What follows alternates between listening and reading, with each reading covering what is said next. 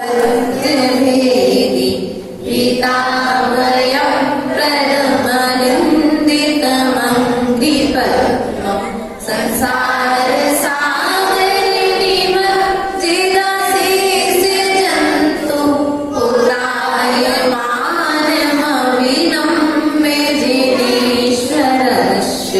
काव्य number 31, page number 61।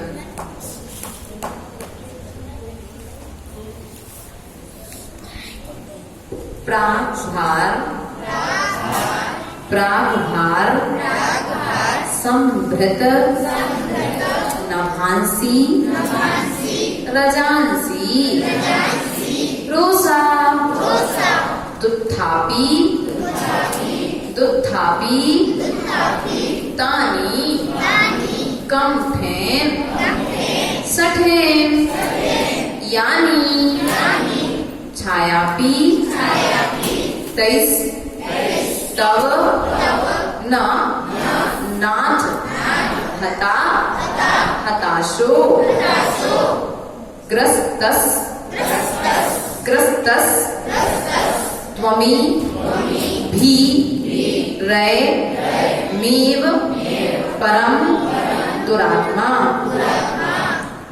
प्राभार संभृत नभांसी रजांसी रोसा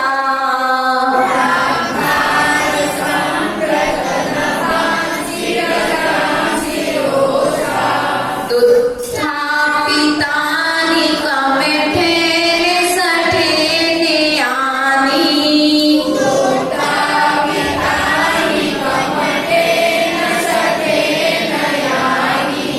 छायापि तैस्तव न नाथि हता हतासो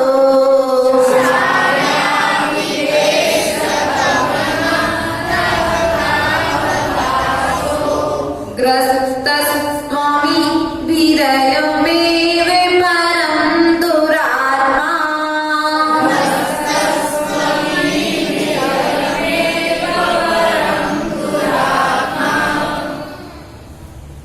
यद गर्ज, अगला काप यद गर्ज दुर्जित घनौघ मदभ्र भीम भ्रस्यत तंडिन मुसल मांसल घोर धारम दैत्येन मुक्त मथ दुस्तर वारी दध्रे तेनैव तस्य जिन दुस्तर वारी कृत्यं यदि कर्जिदुर्जित घनौघि मदप्रभीमा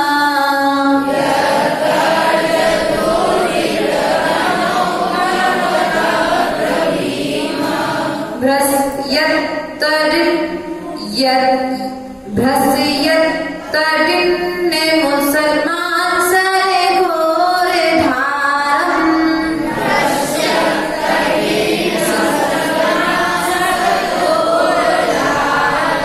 भ्रस्यत्ते तंडिने मुसलमान सरे घोर धारम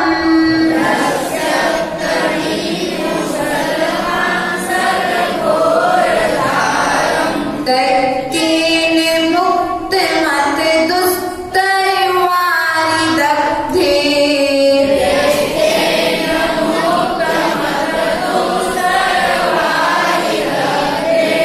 तेनैव तस्य जिन दुस्तर वारी कृत्यम्।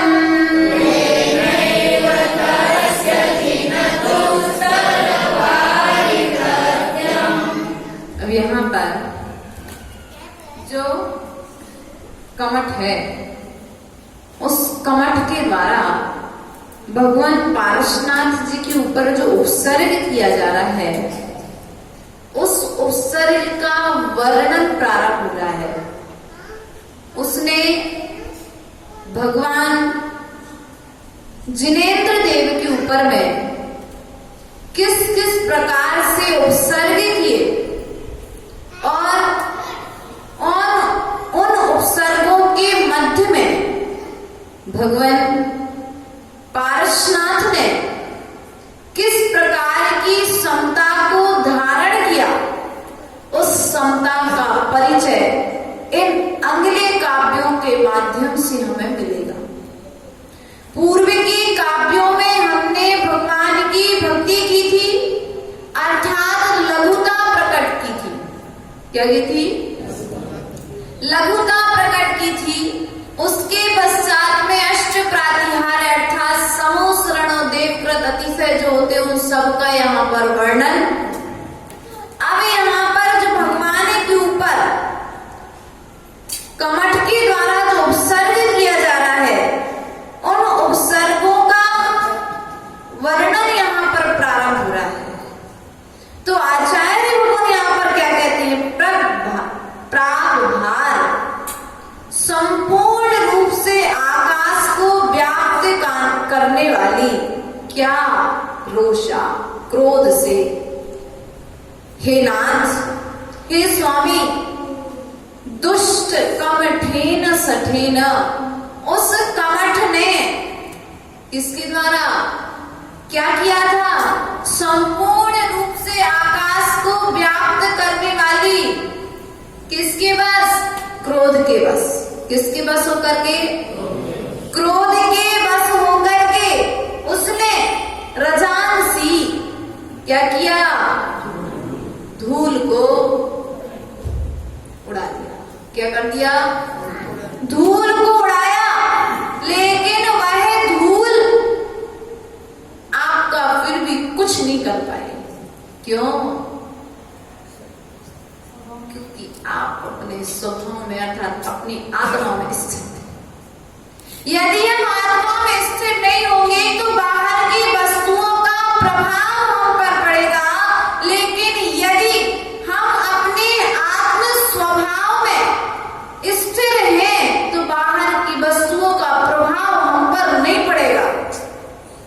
हम छोटी छोटी वस्तुओं से प्रभावित हो जाते हैं क्योंकि स्वभाव से बाहर हैं, इसलिए प्रभावित हो जाते हैं। सही कहा शरद भैया? हम छोटी रास्ते से आ रहे थे, घर से मंदिर तक आए, कोई छोटी सी वस्तु देखी, अरे कितनी प्यारी, अभी मंदिर से लौट के आके ले जाएंगे। आ गया ना विचार? क्यों? उस वस्तु में भी प्रभावित करने का गुण है, उद्गल है। लेकिन यदि हम अपने आत्म स्वभाव से प्रभावित होते तो बाहर के उपसर्ग आदि, बाहर की वस्तुएं हमें प्रभावित नहीं कर पाती। आप मुनिराज के पास जाते हो, आपसे मुनिराज प्रभावित होते हैं कि आप मुनिराज से प्रभावित होते हैं?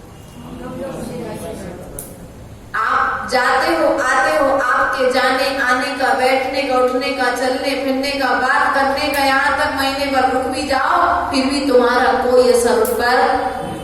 क्यों? आत्मा में लीन है, अपने स्वभाव में स्थिर है, इसलिए बाहर की वस्तुओं का प्रभाव, बाहर के पदार्थों का प्रभाव, बाहर के साधनों का प्रभाव उनके ऊपर में नहीं पड़ रहा है। लेकिन हमारी स्थिति क्या है?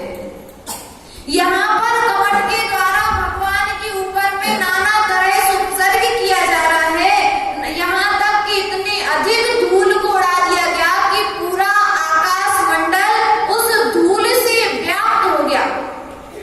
क्या हो गया? धूल पूरे आकाश मंडल में फैल चुकी है, लेकिन वह धूल भगवान पारसनाथ का कुछ भी नहीं कर पाए। एक धूल का कण यदि आंख में चला जाए तो जब तक निकल ना जाए तब तक पीड़ा। लेकिन कमठ के द्वारा भगवान के लिए साधना से चित करने के लिए नाना तरह के उपक्रम किए जा रहे हैं, लेकिन भगवान पारसनाथ धन्य भैया, उनकी क्षमता उनकी परछाई पर भी नहीं पड़े। वह धूल के कण उनके शरीर से तो दूर उनके आभा मंडल जो था उनके शरीर तक नहीं पहुंच पाए उस ऑरा के कारण। विचार, कमठ की सोच देखो, उपसर्ग पर उपसर्ग किए जा रहा है, नाना तरह से उपसर्ग करेगा, वे धूल उड़ा दी गई। छाया भी, भगवान की छाया भी न हटा नहीं नष्ट हुई थी। किससे? आप इधर बैठे हो, हम इधर बैठे, हमारी छाया कहाँ पड़ रही है? यदि आगे से लाइट आएगी तो, और पीछे से लाइट आएगी तो, इधर लेफ्ट साइड से लाइट आएगी तो राइट साइड, और राइट साइड आएगी तो लेफ्ट साइड छाया पड़ेगी। लेकिन जिस साइड में भगवान की छाया पड़ रही थी उस छाया को भी धूल प्रभावित नहीं कर पाए। आचार्य भगवान यहाँ पर क्या कहते हैं? दुत्थापि तानी आपके ऊपर उड़ाई गई थी, तैस तब नाथ हता हताशो, क्या हुआ? हताश हो कर्म रूपी रंजों से जकड़ा गया था। मानो कमठ के द्वारा जो आपके ऊपर उत्सर्ग किया गया था, आपके द्वारा जो धूल उड़ाई गई थी, वास्तविकता में वह धूल आपका तो कुछ भी नहीं कर पाई।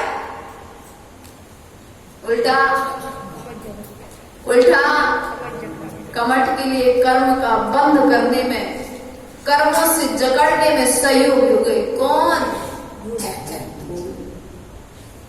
उस धूल से होता तो शरीर गंदा होता, लेकिन भगवान के पास तो वह धूल भी नहीं पहुंच पाई, वह धूल के कण भी भगवान को स्पर्श नहीं कर पाए।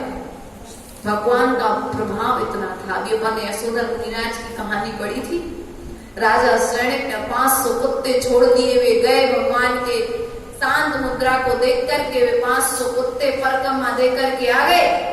ये प्रभाव होता है निर्ग्रंथ, ये उनकी साधना का प्रभाव होता है। विचार करो, मिल जाते हैं। राजा शरणिक जयंती उपसर्ग करता वर्तमान काल में भी होते हैं। नाना तरह के उपसर्ग की घटनाएं हमारे सामने में सुनने में आ रही है। जो दिगंबर गुरुओं को नहीं जानते हैं, नहीं मानते हैं, वे क्या करते हैं? नाना तरह से उपसर्ग करने का प्रयास और पुरुषार्थ करते हैं। वास्तविकता में यदि हमारे द्वारा पूज्य पुरुषों की विनय अभिनय की जा रही है या उपसर्ग किया जा रहा है, हम तो उपसर्ग नहीं कर रहे, लेकिन करने वालों की भी यदि अनुमोदना कर रहे हैं। हाँ भैया तुमने बहुत अच्छा किया, इतना भी कह दिया, तो 700 ने दीपाल के साथ कुछ नहीं किया था, बस अनुमोदन करी थी। तो तुम भी रोगी और राजा भी रोगी और प्रजा भी, पूरी सेना 700 के 700 कुष्ठ रोगी को धारण करने वाली है। इसलिए यदि हमारे द्वारा गुरु की विनय ना हो सके कोई बात नहीं, लेकिन मेरे द्वारा देव शास्त्र और गुरु की अभिनय नहीं होना चाहिए, क्योंकि उनका कुछ नहीं होगा। तुम मंदिर नहीं आओगे, भगवान का कुछ नहीं बिगड़ेगा। तुम धर्म सभा में नहीं आओगे, भगवान का कुछ नहीं बिगड़ेगा, गुरु का कुछ नहीं बिगड़ेगा। तुम गुरु के पास में नहीं जाओगे, गुरु का कुछ नहीं बिगड़ेगा। तुम स्वयं कर्म से लिप्त हो जाओगे, क्योंकि यहां नहीं आओगे तो कहीं कर्म बंद के क्षेत्र में जाकर के बैठोगे। इसलिए विचार करो भैया कि भगवान का प्रभाव इतना था कि कमठासुर के द्वारा, कमठ के द्वारा दुर्धर उपसर्ग किया जा रहा है, धूल फेंकी जा रही है उनके ऊपर में, लेकिन वे अपनी साधना में लीन हैं। चाहते तो एक अंगुल मात्र अपनी उठा लेते तो कमठ तहस नहस हो जाता, लेकिन उन्होंने बदला नहीं लिया, उन्होंने अपने आप को बदल लिया। लेकिन हमारी स्थिति क्या है? हम स्वयं के परिणामों को नहीं बदलते हैं, हम पर के परिणामों को बदलने का प्रयास करते हैं। भगवान पारसनाथ ने कमठ को बदलने का प्रयास नहीं किया, उन्होंने अपने परिणामों को बदल लिया, तो स्वयं भी कर्मबंध से किसी दूसरे का सहारा लेने की आवश्यकता नहीं पड़ी, अपनी आत्मा का सहारा ले लिया। बाहर की किसी वस्तु की, बाहर की किसी व्यक्ति की आवश्यकता नहीं पड़ी। उन्होंने किसी को नहीं बुलाया, लेकिन उनका प्रभाव इतना था कि जब जल वृष्टि आदि करी तो देव आकर के उनकी सुरक्षा में आ गए। यहां पर क्या कहते हैं अगले काव्य में, यद गर्ज दुर्जित घनौघ मदप्र भीम। क्या कह रहे, खूब गर्जन कर रही है। कौन, बलिष्ठ मेघ समूह जिसमें गिर रही है बिजलियां, जिसमें मूसल के समान है बड़ी मोटी धारा, जिसमें ऐसी तथा अत्यंत भयंकर है जल की धारा। पानी देखा, यदि एक ही स्थान पर पानी अधिक समय तक गिरता रहे तो जमीन में भी इकट्ठा हो जाता है। देखा है, वही बर्फ ठंडक को देने वाली होती है, लेकिन वही बर्फ यदि थोड़ी सी तिरछी लग जाए तो हाथ को काट देती है। ऐसा पानी मूसलधार बारिश, अर्थात अभी तो अपने यहाँ तो बारिश वैसी विक्रिया के द्वारा देव था, विक्रिया के द्वारा उत्सर्ग कर दिया भगवान के ऊपर। नाना तरह से तेज बारिश, इतनी तेज बारिश कि जैसे शरीर को काट दे, ऐसे पानी की बूंदें भगवान के ऊपर उसने गिराने का प्रयास किया। थोड़ा सा आज बादल गरजता है, हम घर बैठे कब जाते हैं, डर जाते हैं, लेकिन पारसनाथ भगवान ऐसे कड़कती बिजली में भी, बिजली कड़क रही है, बादल गरज रहे हैं, बिजली चमक रही है, बादल गरज रहे हैं, पानी गिर रहा है, लेकिन भगवान पारसनाथ अपनी साधना में आकाश नीचे आ जाए और धरती ऊपर हो जाए, लेकिन साधना छोड़ करके निर्ग्रंथ गुरु उपसर्ग के समय में ध्यान आदि में लीनता बढ़ा दे, ना कि छोड़ करके चले जाए। ऐसा रानी चेतला ने राजा सैनिक से सैनिक चरित्र में कहा था। यदि निर्ग्रंथ गुरु होंगे और उपसर्ग किया है तो उपसर्ग के समय में वे उस उपसर्ग को समझ करके स्थान छोड़ करके नहीं गए होंगे, वे अपनी साधना में और लीन हो गए होंगे। पारसनाथ भगवान ने भी यही किया। कमठ के बाद उपसर्ग किया जा रहा है, उन्हें ज्ञात हो गया, वे अपनी साधना में लीन हो गए। और कोई बात नहीं, इस कमठ के लिए कर्म निर्जरा का साधन बनाते हैं, कर्म बंध करें, अपना परोपकारी बनाते हैं। यदि कमठ उपसर्ग नहीं करता तो पारसनाथ भगवान, शायद हम अपने ज्ञान से बात कह सकते हैं कि शायद पारसनाथ भगवान इतनी जल्दी कर्म की निर्जरा नहीं कर पाते। जैसे जैसे उसने ऋण उपसर्ग बढ़ाया, इनकी आत्मभेद विज्ञान बढ़ता गया, उधर भेद विज्ञान बढ़ता गया, और उनको केवल ज्ञान होने में समय, क्योंकि भेद विज्ञान नहीं होगा तब तक केवल ज्ञान भी, बाहर में उपसर्ग होगा, भेद विज्ञान नहीं होगा तो शरीर पर ध्यान जाएगा। इसलिए भैया संसार में आए हो, भेदभाव तो सीखा है, अब भेद विज्ञान करना सीख लो। ये हमारा है, ये तुम्हारा है, ये तुम्हारी माता जी है, ये हमारी माता जी है, ये हमारे महाराज हैं, ये तुम्हारे महाराज हैं। भैया महाराज तो महाराज हैं, तुम भेदभाव करके वो तो एक हो जाएंगे, एक मंच में मिल जाएंगे, प्रवचन कर लेंगे, एक साथ रह लेंगे, लेकिन तुम भेदभाव करके साधु का कुछ नहीं कर रहे, अपना कल्याण कर रहे। किसका कल्याण कर रहे? महोत्सव सागर ही हमारे हैं? नहीं भैया, महोत्सव सागर से पूछो जाकर के किसके जब घर छोड़ा था वो तुम्हारे बचे क्या? अगर महोत्सव सागर कह दे कि हम राहुल के हैं तो मान लेंगे, लेकिन महोत्सव सागर कह नहीं सकते, क्योंकि उन्होंने अब घर छोड़ दिया, परिवार छोड़ दिया। अब वे राहुल अकेले के विषय में अच्छा नहीं सोचेंगे, वे तीन लोक में रहने वाले चराचर सटकाए जीवों की रक्षा का प्रतिपल विचार करेंगे। प्रतिपल एक धर्मात्मा की दृष्टि से प्रत्येक जीव के लिए उपदेश देते हैं। देंगे। अब तो मैं राहुल से उपदेश नहीं देंगे, पुत्र समझ करके उपदेश नहीं देंगे, अब वे तुम्हारे धर्मात्मा की दृष्टि से उपदेश देंगे कि चलो ये धर्मात्मा है, इसका भी कल्याण हो जाए। जब तक घर में थी तब तक यही कहेगी कि बेटा भी तू छोटा है, साधना नहीं करनी है, त्याग नहीं करनी है, तपस्या नहीं करनी है। लेकिन अब निर्ग्रंथ पद पर विराजमान हो चुके हैं तो वे भी उसी पद का उपदेश देंगे। अब राग भाव नहीं, अब वैराग्य भाव से उपदेश होगा। ऐसे निर्ग्रंथ मुनिराज पारसनाथ भगवान साधना में लीन है, कमठ कर रहा है उत्सर्ग। बात गिर गई। आज अपने ऊपर यदि एक पानी की बूंद गिर जाए, जाप कर रहे हो और एक पानी की बूंद आ जाए तो हमारी स्थिति क्या होगी? मन एक पानी की बूंद यदि सोते समय गिर जाए तो जागे नहीं वो समय से, वो कोई पानी की गिरा करके तो ऊपर डाल करके यदि तुम्हें जगा दे तो स्थिति क्या होगी? राहुल सबसे ज्यादा गुस्सा। लेकिन पारसनाथ भगवान ध्यान में लीन है, आत्मा के चिंतन में लीन है, कमठ के द्वारा विक्रिया के द्वारा नाना तरह से बृहद उपसर्ग किए जा रहे हैं। लेकिन पारसनाथ भगवान अभी तक विचलित नहीं हुए हैं, कमठ को चिंता हो रही है अब मैं किस प्रकार से उपसर्ग करूं इनके ऊपर कि साधना से विचलित हो जाए।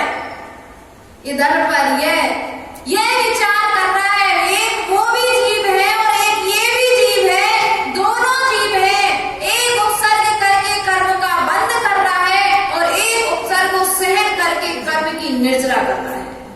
जीव तो नहीं, और 10 भाव से दोनों का सहयोग संबंध चला। कहीं ना कहीं कोई ना कोई पर्याय में फिर मिलना हो गया। फिर उनने कभी हाथी तो कभी सांप, कभी नरक में मिल गए तो कभी स्वर्ग में मिल गए, कभी मनुष्य पर्याय में मिल गए, नाना तरह से उपसर्ग।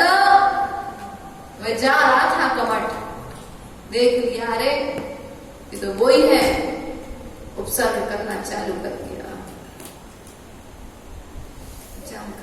एक तरफा बैर। हाँ, एक तरफा बैर। ये है एक तरफा बैर, एक हाथ से ताली। क्या है ये?